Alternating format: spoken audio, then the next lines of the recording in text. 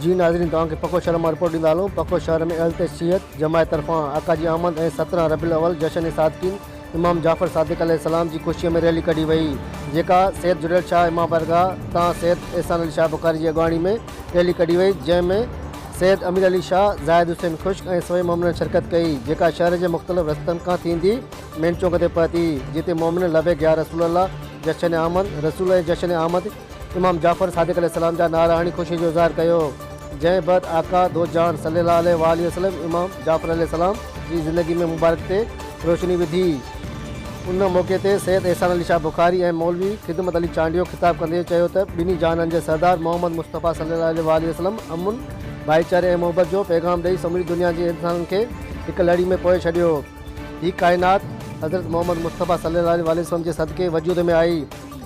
ईद मिलाद नबी जो महीनो रहमतुनि ऐं बरकतुनि वारो महीनो आहे।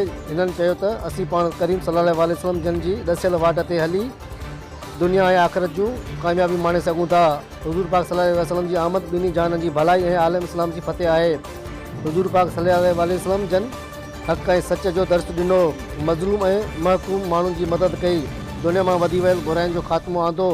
दुनिया में को एॾो वॾो मुफ़क्किर ऐं इनकलाबी अॻुवान पैदा नाहे थी सघियो, जंहिंजो नज़रियो सॼी दुनिया में हलचल मचाए सघे। रिपोर्ट तनवीर हुसैन खुश्क।